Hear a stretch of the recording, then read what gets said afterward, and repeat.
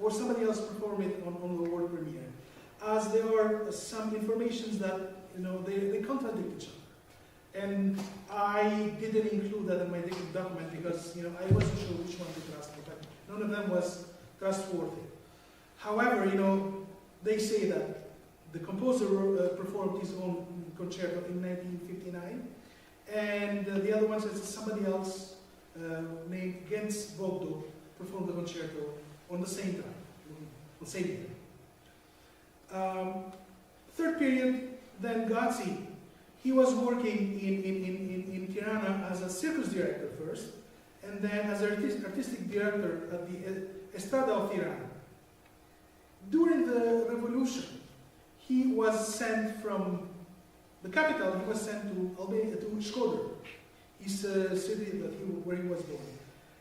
And the idea was to reform him. However, little they know that he was happier in Shkodër than Tirana, because when I was growing up and going to school, we heard voices that Pjeter Gaci was sent back to Shkodër to be reformed, but he was the happiest at that time. In fact, he really wrote a lot of works during that time, and I'll mention which ones. But most importantly, in 1970, he was given the free composer what's called status, meaning that he could have just written as many works as he wanted during the year, and he was going to get paid by the government. It is important to read George Leotsakos about Gaci's concertina and concerto works. He mentioned that his concert works, such as the Violin Concerto in 1959, with its remote echoes of Dvorak and Cacciatore, and the spontaneous one-movement Concertino 1979, which I'll speak in a minute, demonstrate an inexhaustible melodic inventiveness, enriched by his knowledge of Shkodër also. Gaci, in all his pieces, it's strange, and even nowadays I'm surprised that his pieces are so popular, from little students to the performing adults, because all of them have something of Albanian song, Albanian tune, Albanian dance. In fact, both pieces that I'll be performing with Bob after, they both have a lot of these Albanian dances, tunes, and little tableaus that are simple, but at the same time very spiritual, and it makes you feel, you fell in love with it. Concertino was written in 1979. I mentioned that I would say something about it. And he still, even though it's 20 years later from the concerto that he wrote, he still includes all those elements of folk Albanian music.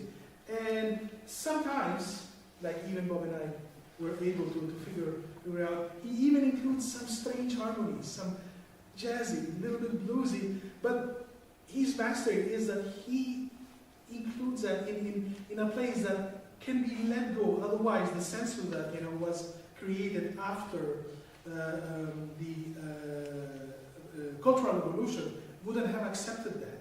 In our case, we even yesterday noticed that there are a couple of chords that are jazzy and bluesy and are there.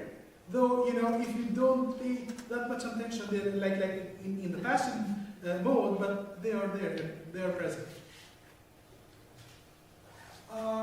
This is about the historical part of this period, including Gaci's connection to it, and also the musical scene in Albania. Now, in this part of the document, actually, I do talk about Gaci's works and his role in Albanian music. So, I have a list, not full list, of Gaci's works. He wrote opera, as we know this, and I'm just going to read the translation in English. Beyond the Fog in 1970, Tokayon, or Our Land in 1981. Ballet Heroina, the hero, the choreographed tableaus, and so on and so forth. He wrote music for film, dramas, cantatas, chorales, marches, songs, and instrumental music. On these last two parts, I'll stop a bit just to give a better idea what's going on with them, because he is known actually as an excellent songs composer and also as an instrumental music composer, which I'll mention after. He wrote about 350 songs, and all those songs are I don't want to say really famous, all of them, but a good chunk of them are as famous that people, they don't even know. They are sung every day in our lives. And people think that those songs are songs that were born in the masses, but in fact, he is the composer that wrote those songs. And I mentioned the two most famous songs that he wrote, Per tu al de, For thee of Fatherland. Though it's a song actually that, being under communist regime, he wrote it and he had a censura, being right there in his face. That song is really beautiful. Even nowadays, it is being sung, and I've heard even in festivals elsewhere, outside Albania. And the Grupa Kaçaniku, it's a song, Kaçanik's passage. Actually, it's a song dedicated to the war that was done in that part, which is basically part of Kosovo. And it's a song that even if you're like wounded, it feels like it's gonna push you to go to war and then fight for the freedom, because that's what the song it's talking about. Instrumental music. As I mentioned, he wrote the Concerto in 1959, Concertino he started in 1977 there. He started in 1977, but he finished in 1979, and that's the year that he was also performed. Ballad, 1959, Ninana, 1958. In fact, the Concerto, Ballad, and Ninana are three pieces that he previously started when he was studying in Russia. I do know that because he mentioned in his recordings, and from the book I read, it is very specific. Though it's not mentioned nowhere, that even in Albanian music history, the book that I got it this year, it doesn't mention that. So I just want to give that information for you. Concerto and Concertino. Concerto is the first concerto of the genre on Albanian music history. And to me it's important because with that concerto, Gaci sets with his rules and the dedication of that concerto, with his music, he sets the high studies for composers to come. That concerto, it's based on the Italian Baroque style, and also has sonata form in first movement, written sonata form, and rondo sonata in the third movement. I'll talk a bit about that for both pieces. Those melodies that he includes in the concerto and concertino are very close to the performer at the same time to the audience. You'll notice that later on, and you'll feel that, especially in the first and the third movement, that you don't want to stay on the seat. It's like jumping and moving because of the passion that those pieces transmit.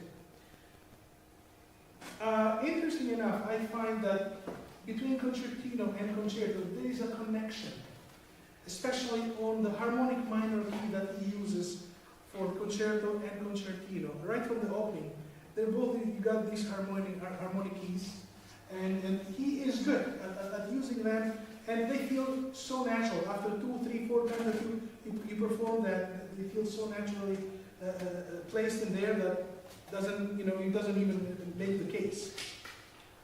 On the concerto, Gaci followed the, as I mentioned, the sonata form, but also Italian Baroque concert idea.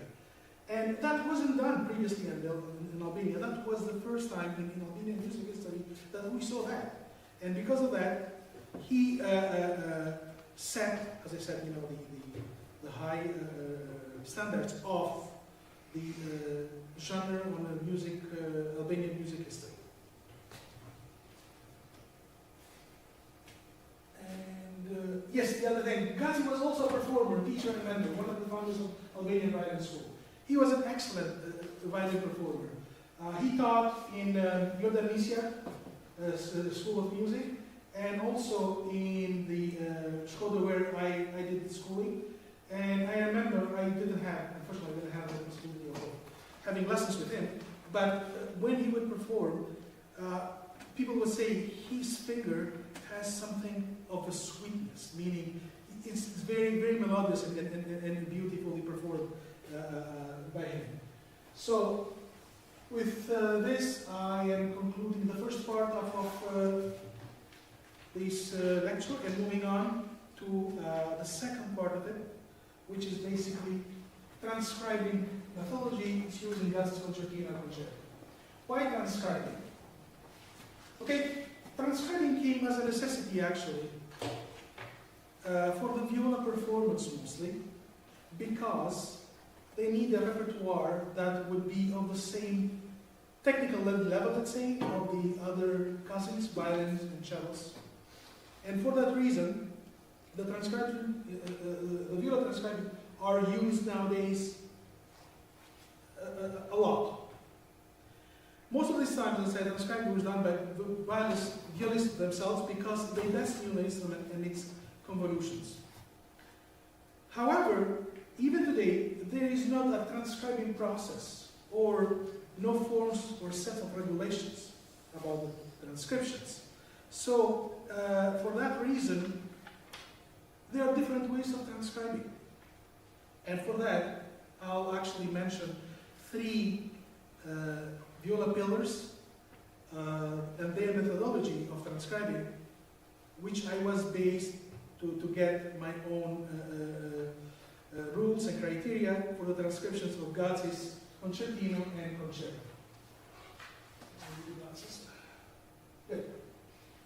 So, Yzeiri says that in the 70s, there were about 3,000 transcriptions that were being used by violists.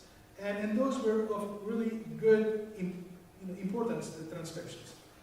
While Berlioz actually also says that of the instrument in the orchestra, the viola is the one that it's not appreciated the same way as the other instrument. Why does he say that? Because during that time, it was noticeable that the real viola repertoire was missing something, was missing the original pieces for viola. And for that reason, a lot of these violists were doing transcriptions and then performing them. It is important to mention, though, that today's, most performing pre-20th century recital pieces are transcribed works from violoncello. G8 Bach, 6 Bach suites for an accompanied cello, the Brahms Arpeggione, the Brahms Sonata, and Schubert's Arpeggione. Though Schubert Arpeggione sometimes it's performed even on cello and piano, not just viola and piano. The instrument improvements pushed composers to write later on solo viola works.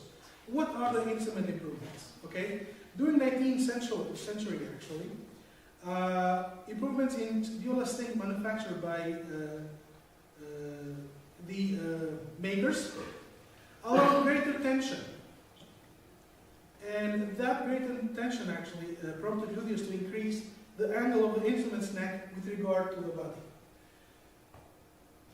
Also, the innovative third bow, in combination with its new configuration, opened up attractive performance possibilities to modern composers, coinciding with the musical shifting from a 5-part to a 4-part score. What does that mean? That means that previously, viola was used as an accompanying instrument. Even in the orchestra, the importance of the viola wasn't the one of the other instrument. It's just an accompanying instrument. No solos were given, or none of the solos were featuring viola. So, and the reduction of numbers of these violas on the music actually from 5 to 4, kind of obliged the new composers to write pieces for viola and featuring the instrument and its technique. We can mention in here the Bartók's Concerto for Viola, Berlioz' Harold in Italy, Mendelssohn's Viola Sonata, Schumann's Martial Builder, Brahms Sonatas Opus 120, number 1 in F minor, number 2 in E flat major, and Clark's Sonata for viola and piano. Also the performers that I mentioned previously, and I'll stick on with these three guys. Curtis, Lionel Curtis, William Primrose, and Watson Forbes are the three guys that I'll use as examples for my transcriptions. Also are the ones that pushed these composers to write a lot more difficult pieces, more technical pieces. Why? Because their performance were so stylistic, and their performance brought the level of viola performance to a higher standard.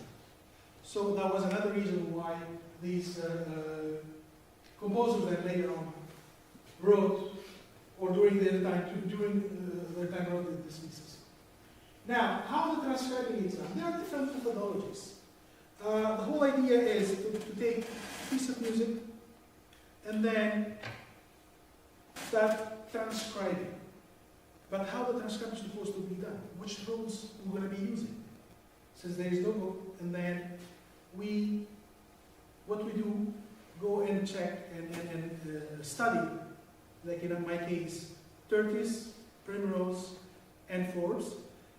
Study the method, and based on it, I come up with the methodology that then I use it to transcribe Gaci's Concertino and Concerto.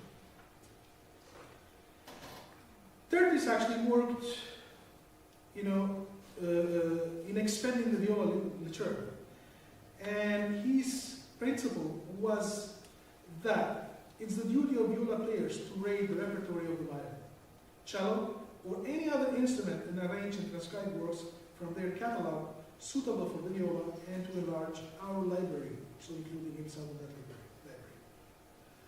that library. Primrose actually was also pro-transcribing, but he wanted to avoid repertoire from the violin and avoiding transposing down a fifth while using different bowings and fingerings that are adapted for the instrument.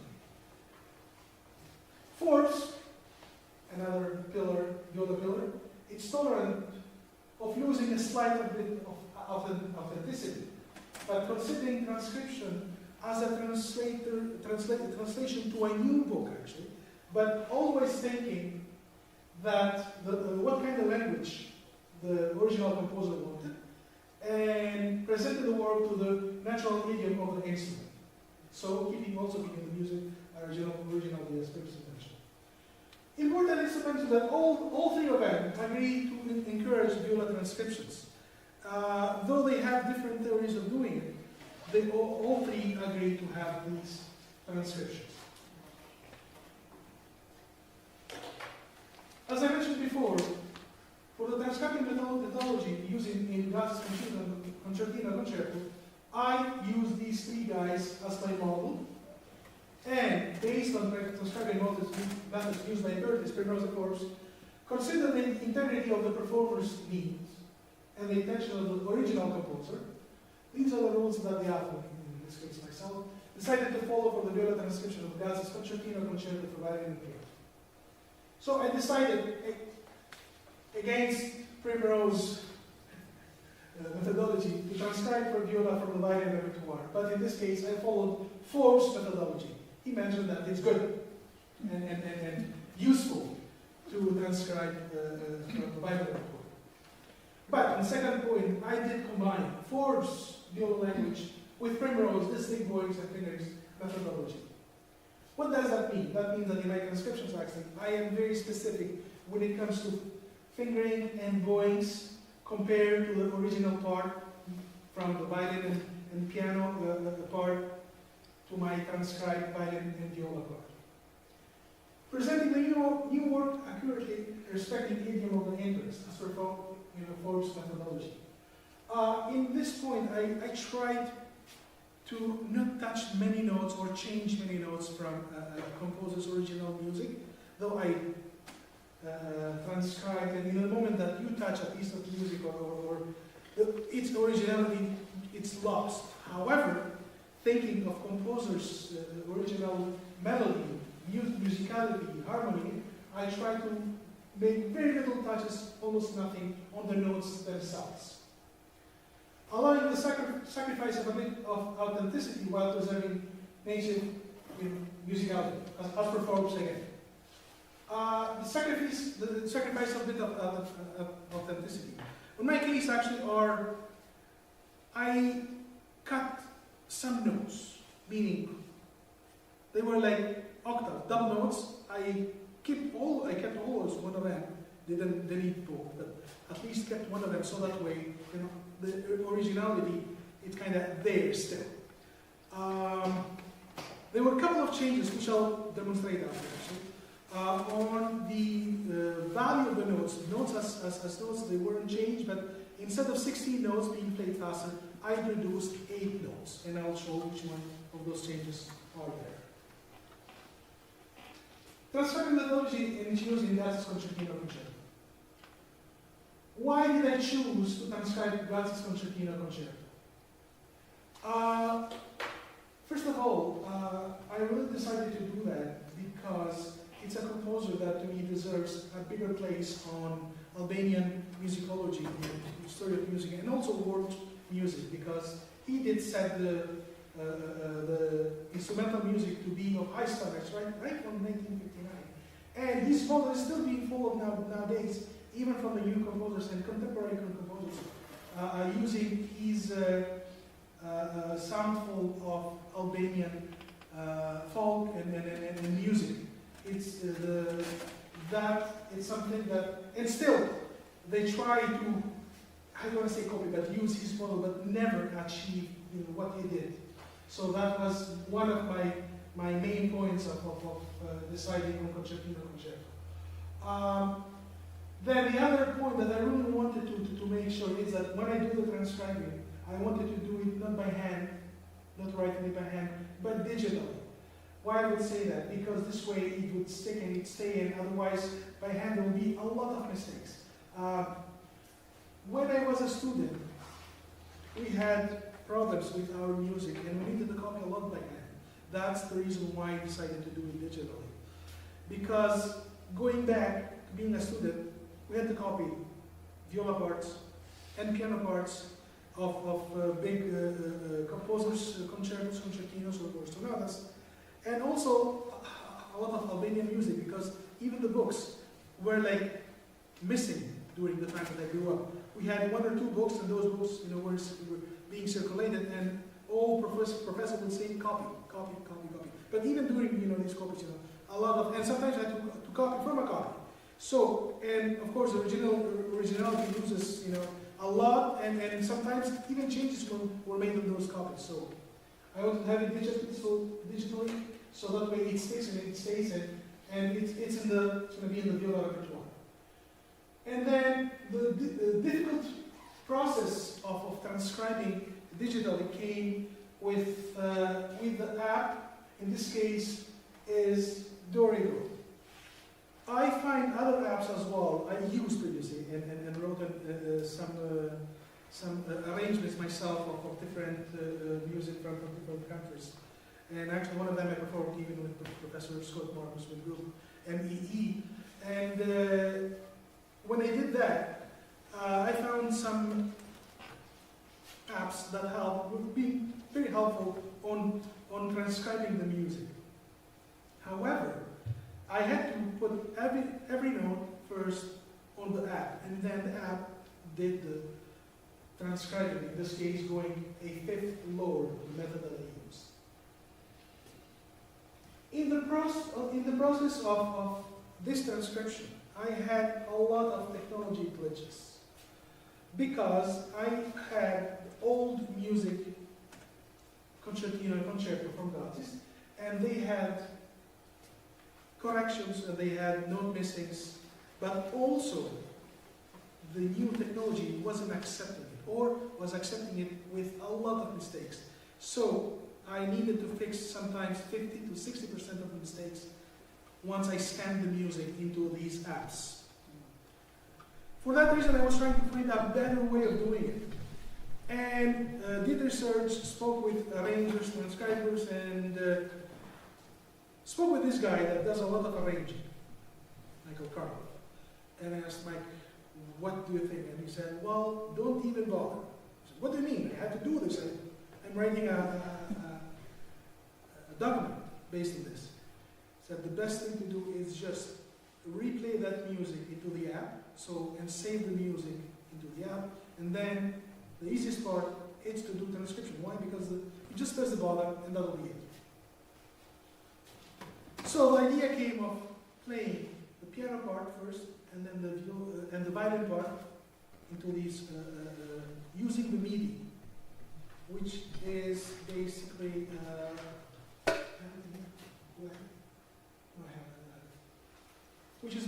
the digital part accepting the music that is being played by the piano, and it saves it on its memory. Once it does so, the easiest part is to press the transcribe, because it does it automatically. So, Mike had to play the piano part in there, and I had to play the viola part, and then he also did press the button in there, and that was it. He did that for the Concertino, then the Concerto. I did it myself. I was the happiest. But that's the easiest thing. The other part of it was the final process, the editing. It was as exciting though as lengthy. Why? Just to give you an idea, even yesterday we had to have a note correct with Bob, because all these little things, they come until the moment that you perform it for the first time, and so on and so forth. Now, I'd like to actually show you the changes that I made in the Concertino and Concerto as part of the transcribing process. So, as I mentioned before, in the viola part, I have D sharp and 8 notes on measure 49, 50, and 51. While on the violin part, we have double notes, A sharp, B natural, and G natural, and F, and E sharp. So all those double notes, for 1, 2, 3 measures, 4 measures, they will make single notes. You notice that. There were note mistakes as well. On the piano part of measure 172, we have this note that needed to be fixed. It's a note E, instead needed to be written D. Why? Because later on we see the same phrase being played with the correct note, note D. And in viola part was corrected the right way. Oops. I don't know what happened. Sorry. Then changes in other changes in Concertino, articulation, dynamics, fingers.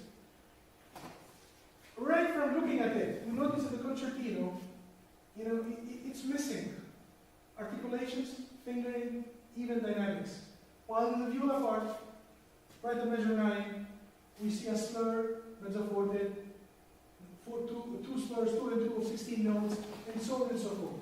So the difference is noticeable. You can see it the right way. Changes that I made in the Concerto first movement. Double to single note changes in accents were added in measure 11-12 on the right side on the viola part. On the violin, we have accents on measure, how you can see, measure 12 only on top, and also, and that's about it. While the viola, there are accents on first beat of each 16 notes. First, 16 notes on beat 1, 2, 3, 4, and also on the measure 12 as well. But in measure 11 and 12, though instead of double notes, I place only single note. Lowering 1 and 2 octaves in measure 150, 151 actually, is a half notes. If we play it in the violin, it will be fa, mi, re, sol, fa, mi, si, high C, and while the viola are si, la, sol, do, si, la, mi, the trill notes. And then to keep timbre change, lowering octaves starting from measures 45 to 53. basically from here on the viola part, while the violin part are on high register. So just to give you an idea, on the violin, on the first two measures will be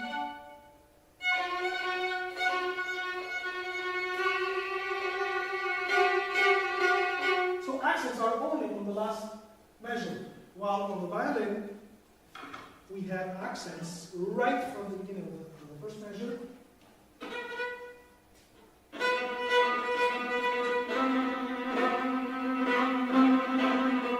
So you see the difference right there then.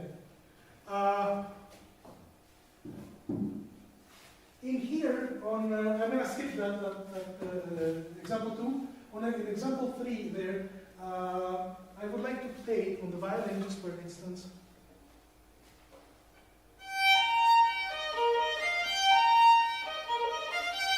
So it's higher register than basically on the first string on the violin, string E. On the viola,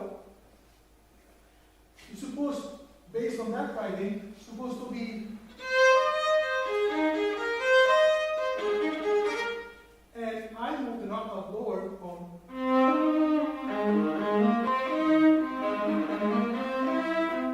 and actually I tried to keep the timbre right here. If we notice right here, we are in the middle register right there, coming from, and I didn't want to go from here, and then I went to instead. And next, changes in the second movement on the concerto actually.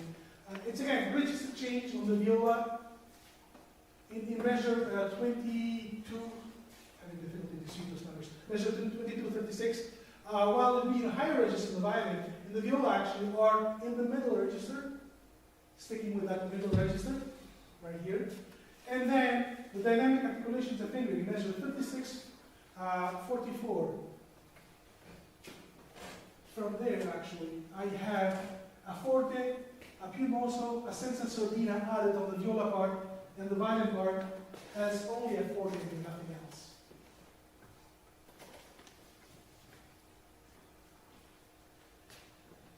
Changes to the concerto are same about articulation, dynamics, and fingers, right from measure 5 to 7 and 14 to 17.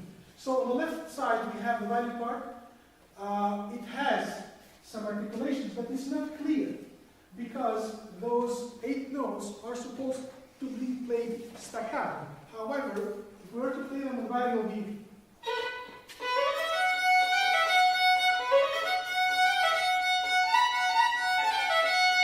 makes sense? I played the first 2 lines there. While in the viola, and it's not the right character of the piece, the viola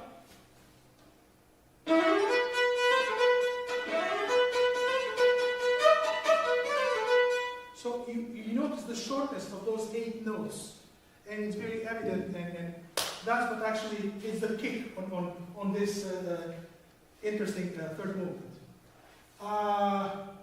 Same thing in here. You see those dots for the articulations of the 8 notes, and the slurs actually are longer on the viola part, just so we give the possibility to have that flowing of the melody. And what we learn from that the transcribing is a long process which requires time, dedication, and accuracy. Of course, transcribing needs to be familiar with the music, because if you don't know the music, then how are you going to transcribe? At the same time, how are you going to keep the language that I promised to keep, if the same way that the composer wanted? Technology glitches. Of course, even when I was transcribing, was it easy? No, it was not. I tried to transcribe in different apps and different ways of transcribing it until I found the one that really worked and did the job. But I insisted, there were times when I was talking to 5, 6 different friends and saying, how can I do this? What do you think? So there is a way, however, we need to find the one that really fits for our needs and for what we need. The editing changes are a lengthy process that needs to be treated carefully. Why? Because as I mentioned, even yesterday actually, we had a rehearsal with Bob in here, and we figured out a wrong note that needed to be changed. So there are little things that you have to be very, very accurate and make sure that you do them right. Why? Because you want to keep composer's originality. You want to keep also, in this case, his language, his way of saying things with his piece. And you want to transcribe it or translate it on the new book, in our case, on the viola, or on this new language. Transcriber's jobs, it's always keep in mind the composer's stylistic writing. What I just mentioned. And also preserving composer's originality, making proper changes in function of the instrument versus sonority. If we go back and go to Primrose, that said, we really need to make sure that the bowings and the fingerings are the one that fit the viola, not copy it from violin performance or from the violin original music, because a lot of places they don't fit, they are not the same, and you have to preserve the timbre, you have to preserve the melody and connecting to each other. In fact, that's why that point is there. The number 8, it's a good point. But the transcriber needs to wear the composer shoes, so to speak. This way he or she will make sure that they fit right, but most importantly, they don't hurt anywhere in the execution of the final layers. Pretty much everything that we said in the previous points. Teaching tools, using that Concertino Concerto. The key elements of the pedagogical aspect in teaching string instruments are starting from the beginning, a correct posture, body alignment, bow hold, finger placement, efficient use of together, notation, and coordination. Those are things that everybody when start teaching a student should keep in mind, are the basics basically.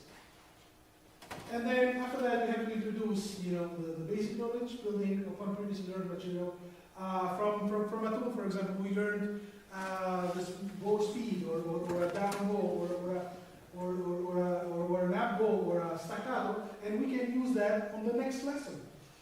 Cultivation of students' own self of progressive learning. Yes, when we teach, we need to show the students that, of course, as a teacher, I'll show you how to do things in the class, but you really need to practice at home and achieve 1, 2, 3, or 4 goals, and they should be able to achieve at least 1 or 2, so that way they make you're happy at the same time you have material to work during the lesson. Integration of new material and concepts into a solid framework. Yes, when you teach new material, you taught for 3, 4 lessons, and I'm going to take Twinkle Twinkle as an example. Twinkle Twinkle, for example, and then the new lesson that you're going to teach, you're going to base something on Twinkle Twinkle, so that way there is a connection. At the same time, you create from one piece to the next this natural passage, and that will help you on the whole solid framework later on. Teaching instruments, string instruments. I am pro individualized actually instructions. It's good to have also group lessons, but in one-by-one teaching individualized lessons, we should remember that it is necessary that, especially in the beginning, you teach, you show, and at the same time make sure that the student feel comfortable with your teaching. But how? Sometimes you really need to say, well, if you're tense on the right hand or the left hand, and you really got to teach that students, those little things and tricks, and make sure that having these individualized instructions will help a lot more than having group lessons. Ear training and music theory. Important part of teaching again. Why? Because as a teacher, you don't want to teach just notes to the students, or not just posture, not just a bow or a speed bow or left hand technique. Ear training is part of the training, the general training of being a musician.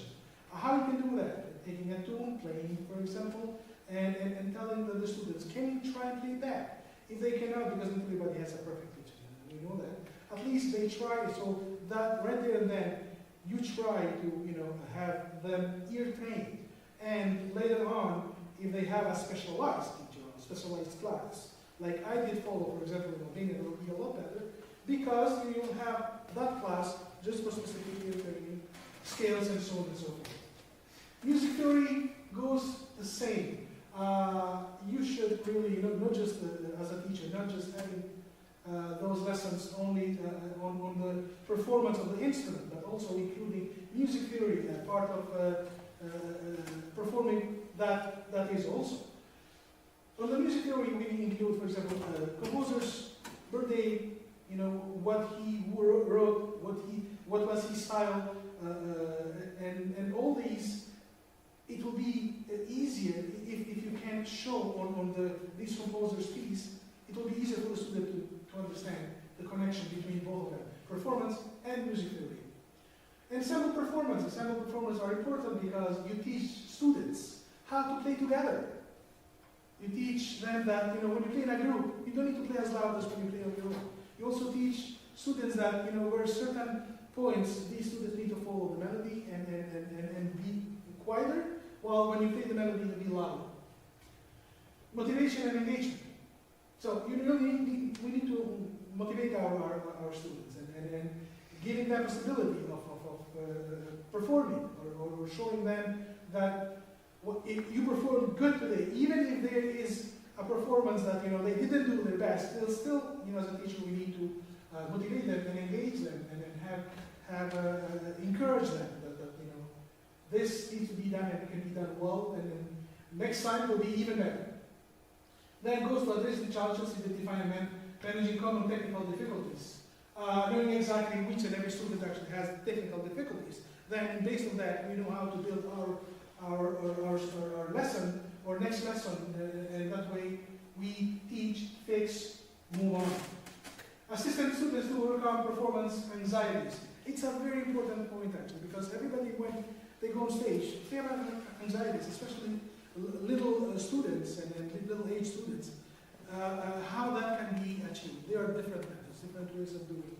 But what I always say, it's like giving these students and telling them, go and do your best. Even if you make a mistake, that's fine. Next time will be better. You make a mistake, forget about that. Let's concentrate that the next part is going to be perfect and so on. And that's the encouraging idea, the making sure that they feel that you are behind them as a teacher.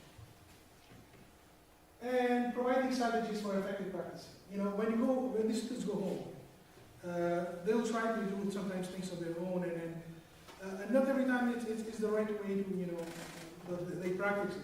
However, if we as teachers spend time in and telling them, this is the right method to do, make sure that, for example, you don't play the whole piece from the beginning to the end, but start right from the beginning and practice 5 measures. Go back another time 5 measures, those 5 measures, at least for 5 or 6 times. Or sometimes even starting from the end of the piece and practicing the last 5 measures, so that way you perfect that specific place.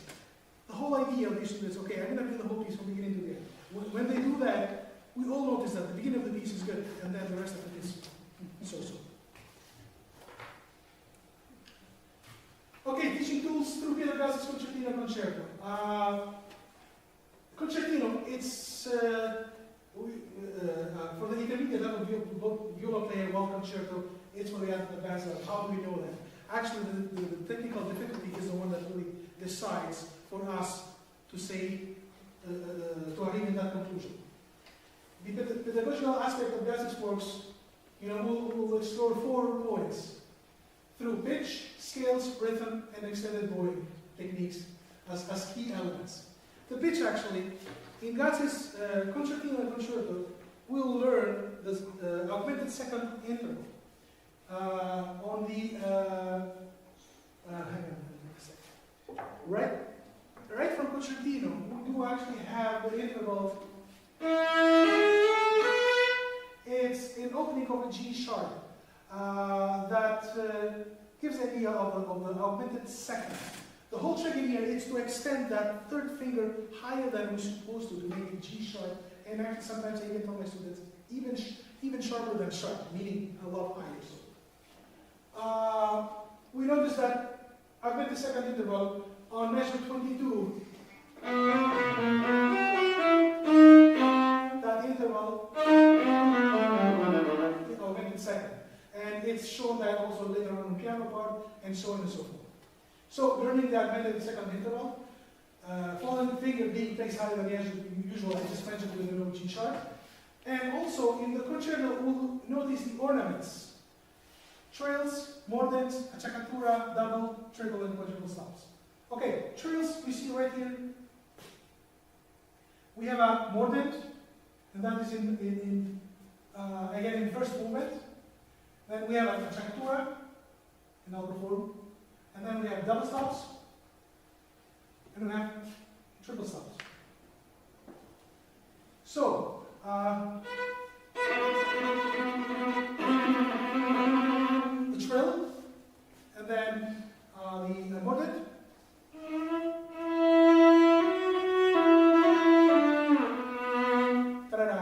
Mordent right there. We got the acciaccatura.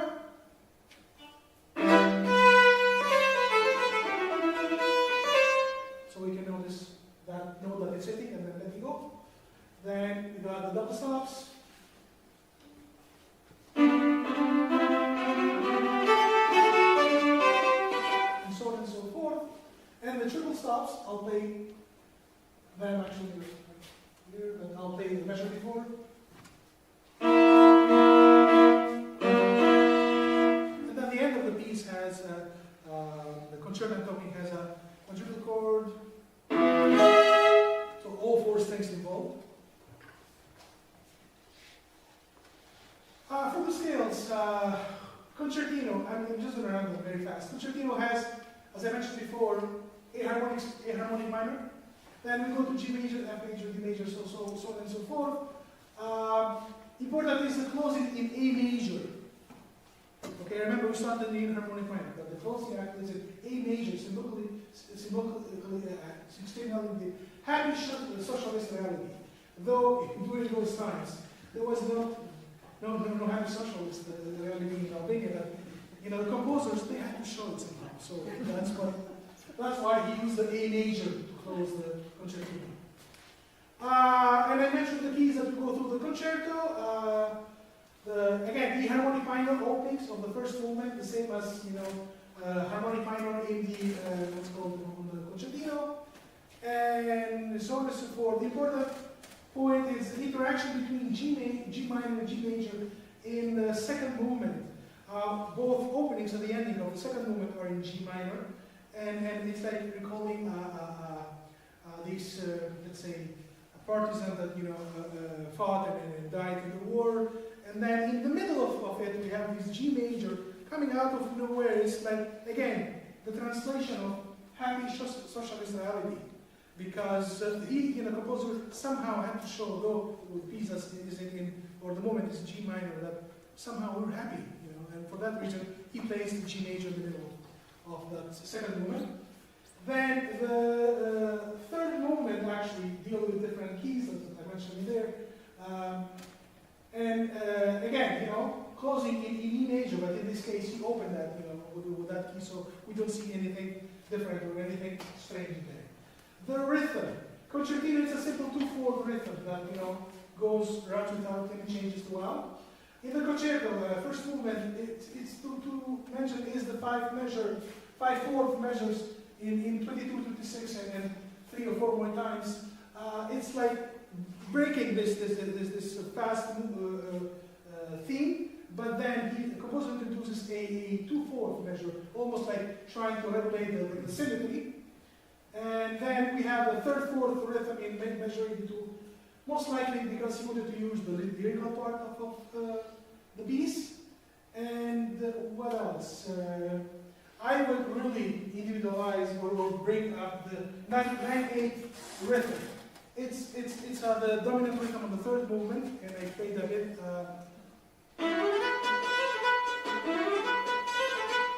So that rhythm is characteristic of Northern Albanian melodies, dances, and songs.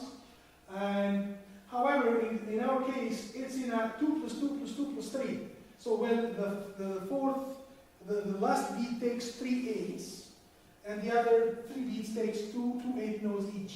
However, we have the chance with the students to teach them also different 9/8 combinations having that 3/8 notes in the beginning, the second beat, on the third beat, and like in our case, on the fourth beat. The extended technique is the bow technique used in Gaci's work that I brought here as an example. On the Concertino bow technique, we notice right from the beginning that we have 2, 4, and 8 note slurs combined with other slurs or not. Like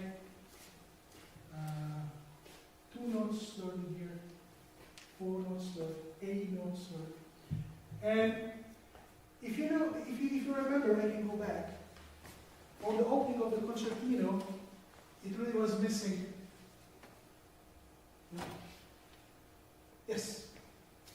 You see here? We have only a 4th slur and 2 4ths slur in there, and nothing else going on. So in this case, we have different articulations, and then we have martelli with accents added on the viola part. Tenuto détaché.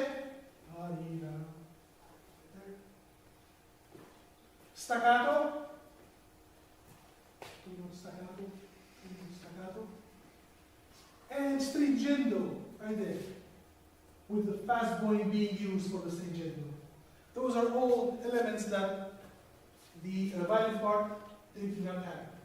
In the concerto, the characteristic of those strokes, we find them especially in the first and the third movement. That's the original parts of Concertino which were lacking bowing, articulation, dynamics, and fingering. So the author did complete those sections in the transcription. So on the Viola transcriptions, I made sure to fit all of them. In the first movement, slurs, addition, and double stops, articulation, fingering, addition of Concertino, pure mossa, attacca, in second movement, and I'll show them. So, we have an accent in there that it doesn't exist on the violin part, and another accent in there, and accents in there. The slurs 2 and 2, they were added to make the playing adapt for the viola, for the instrument, and dots added for articulations. None of them are on the violin part. And clear staccatos, accents I mentioned. And yes, in here we have the attacca added to the second movement. It's a feature that I really wanted, so that way the attesa or the attending for the third movement, it's not too long. The audience it's really feel that attacca is being attached to the second movement. And then drum playing changes in the third movement, which are on the violin part, there would be 16 notes.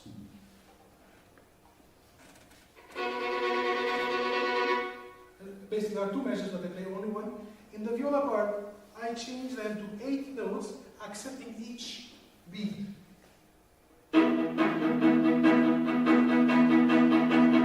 So, getting the idea of drum playing on the instrument, which actually is also shown on the piano. Best level to play transcribed music. From all these work, actually we learned that there is no best age or level exists to play transcribed music. The intermediate or advanced level, as in our case, performing Concertino and Concerto. However, students can start playing as soon as they start singing instrument, they can start playing a Twinkle Twinkle. So we cannot say, and that Twinkle Twinkle can already be transcribed for the instrument that they play. So we cannot say that a best level age or level exists to play the transcribed pieces. Students' performing level is the one to determine when to play transcribed score.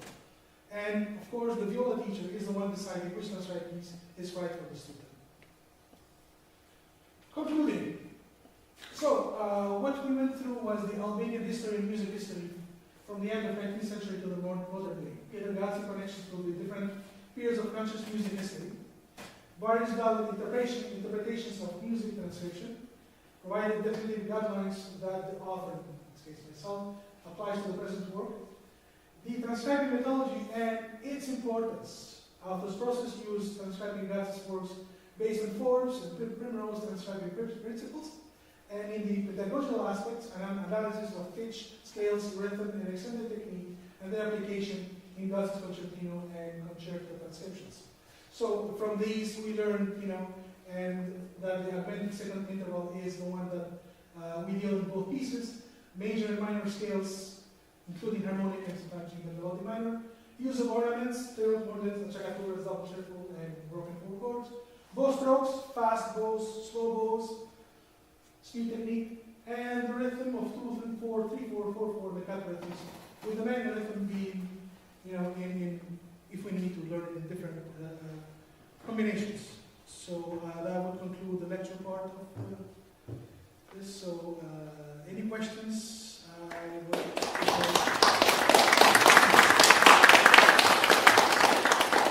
If there are any questions, now is the time, please. Cool. I wasn't sure what the Skoder, where he was like banished there, but what was that? Was that Okay. school? The idea during that time was that if you work to the capital, you're really regarded as a high, a composer and high level. If you were sent to the other cities, like in this case, Skoder actually was considered a city that was always against the communists and the ideologies. It was like a punishment. So he was sent there to be reformed. That's the idea. Any other questions? Cool. That concludes our lecture, so we're going to go in 5 minutes and then have the world premiere of Concertino and Concerto for Viola and Piano. Thank you guys. Thank you for the invitation.